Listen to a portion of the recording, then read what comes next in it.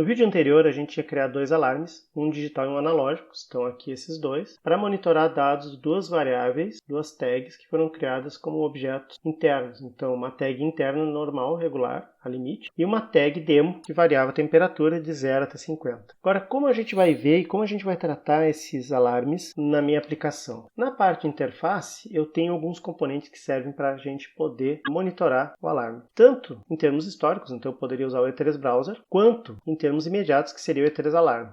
O E3 Alarme, então, é o sujeito mais importante, na verdade, para trabalhar com alarmes do que o E3 Browser. Criei aqui um E3 Alarme, a gente vai definir as condições dele depois na janela de propriedade específica. E para ajudar a perceber esses alarmes, eu vou colocar aqui um display para monitorar a temperatura. Definir as propriedades dele aqui, só para poder ter interface um pouquinho mais amigável.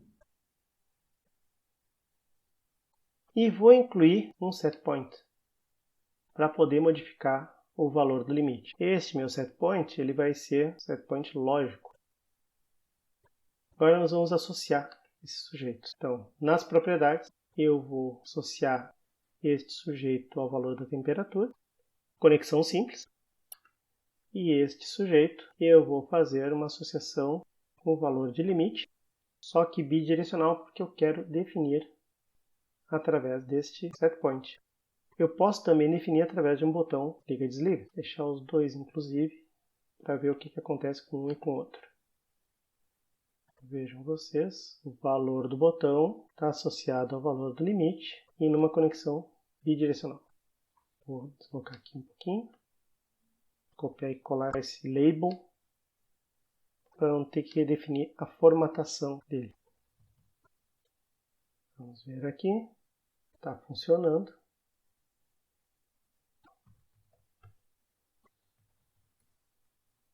Agora a gente vai trabalhar na questão do E3 Alarme. Na janela de configuração do E3 Alarme, eu vou ver que uma das primeiras coisas que ele me pede justamente é qual conexão que eu vou fazer. O que ele já me pede? Qual é o servidor de alarmes que eu estou usando? É meio estranho porque o servidor de alarmes só pode ter um por domínio, mas eu posso monitorar alarmes remotos, tanto é que está se dizendo que é o domínio local. E eu posso estabelecer um filtro de conexão. O que seria esse filtro de conexão? Seriam regras através das quais eu diria quais alarmes eu posso ignorar, quais alarmes eu não posso ignorar. Vejam que eu posso criar novas conexões aqui para monitorar servidores de alarme remotos ou simplesmente o mesmo servidor com outros filtros. Então, eu já tenho um filtro de conexão pré-definido dentro de qualquer E3 alarme. Eu posso adicionar outros filtros e aqui eu vou para a minha configuração. É uma configuração simples. Eu posso escolher qual é a área de alarme que eu vou querer ver. Se eu não colocar, ele vai me mostrar todas as áreas de alarme. Ou eu posso customizar para ver por tipo. Se eu quero ver só alarme, só evento, todos os alarmes e eventos. E também filtrar por severidade. É um filtro relativamente pequeno e simples. Aqui são as colunas de dados que eu posso colocar neste canto da direita aqui. Então estão todos os campos que ele vai mostrar. E aqui, quais são os outros campos disponíveis. Vejo que existe uma quantidade grande de campos que eu posso incluir dentro do alarme. Isso aí está sendo armazenado no banco de dados também. Inclusive os user fields que a gente já tinha visto. Eu não quero colocar, por exemplo, o operador como um dos primeiros elementos. Eu quero enxergar tipo de mensagem, severidade ou coisa que vale. Então eu posso mover com sobe e desce para conseguir definir a ordem de aparecimento. Então vejam que inclusive ele registra qual foi o operador que deu o reconhecimento ou que viu o alarme ou que estava ali na hora que o alarme foi disparado. Aqui eu posso pedir para olhar por diferentes critérios de ordenação, mantendo por data e hora, e a princípio o meu servidor de alarmes está definido. Ele já vai estar mostrando todos os alarmes que estão sendo mantidos pelo servidor de alarme. Uma outra coisa que eu deveria ter feito e não fiz na configuração do servidor era pedir para armazenar banco de dados. Isso não afeta o E3 Alarme, mas é importante para poder registrar e depois recuperar situações que tenham acontecido. Mesma coisa aqui nos históricos, eu posso descartar os dados, eu posso movê-los também. Quais campos aqui já é uma novidade, quais campos dos eventos do alarme vão ser registrados de fato, e eu já posso gerar minha estrutura. Está aqui gerado, então agora eu posso dar continuidade ao serviço. Vamos rodar ele. E vamos ver o que está acontecendo. Vejam que estão aparecendo diversas mensagens aqui. A mensagem vermelha é o alarme disparado, a mensagem preta é o alarme resolvido. Ele está aqui porque eu tenho que reconhecê-lo. Então, vou dar o reconhecimento do alarme. Botãozinho da direita, aparece aqui o menu. E aí ele diz, ó, reconhecer alarmes selecionados, alarmes de filtro, todos os alarmes. Então, reconhecimento do alarme faz com que ele até desapareça.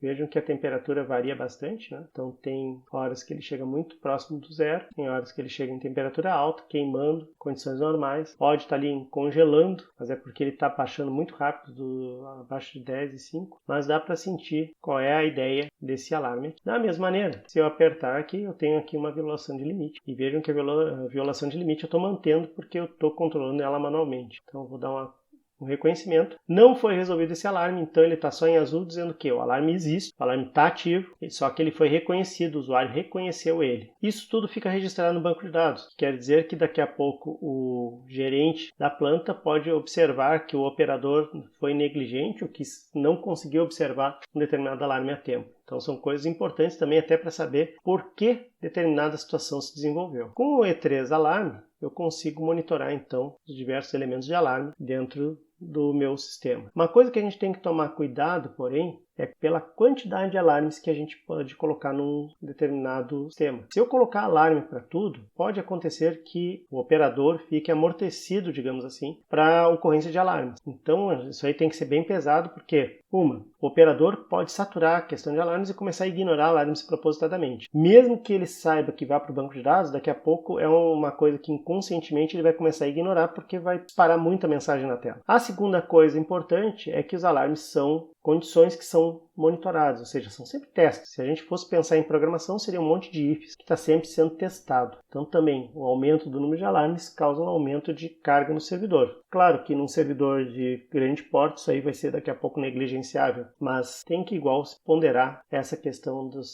quantidade de alarmes de eventos que eu quero gerar em relação a isso. Uma coisa que a gente pode fazer também para monitorar, ou pelo menos para chamar a atenção quando as coisas acontecem, é incluir o disparo de eventos para situações de alarme. Por exemplo, eu vou colocar aqui neste campo uma situação limite. Eu vou colocar aqui o meu foreground color, minha cor de frente, vai ser função de um alarme. Então, eu vou colocar aqui que sempre que o alarme for disparado, vejam que não é o value, é o alarme. Então, verifica se há alarmes ativos em sua fonte de alarme. Sempre que este alarme for disparado, eu vou mudar a cor. Vou colocar aqui uma conexão digital e vou mudar. Quando o alarme estiver ligado, eu vou botar este tom. Quando o alarme estiver desligado, eu vou colocar ele em branco. Então, observem como ficamos agora. Quando o alarme está disparado, quando o alarme não está disparado. Às vezes isso pode chamar mais atenção do que uma tela de alarmes com um monte de alarmes ativados. De qualquer maneira, é possível colocar isso aqui em uma segunda janela para olhar com detalhes e uma tela geral que permita vocês trabalharem com a questão de quão crítico, quais alarmes estariam ativos no momento, o que estaria chamando a atenção no momento. A mesma coisa pode ser feita para cá. Eu posso escolher uma cor de fundo, uma cor de frente, uma conexão digital. Então, quando o alarme estiver ativo, eu vou colocar essa mesma cor. Quando o alarme não estiver ativo, vou deixar em branco. E aqui eu posso vincular não ao valor, mas sim à ocorrência de alarme. Vejam, o valor vai mudando, ele não é digital, então ele vai mudando continuamente. Vejam que eu teria que criar, se eu utilizasse o campo valor, eu teria que criar as mesmas condições, ou seja, abaixo de determinada temperatura ele estaria com um valor, acima de determinada temperatura ele estaria com outro valor de cor, enquanto só usando o alarme, que dá true ou false, ele vai me registrar então que houve um alarme, então eu vou trocar essa cor.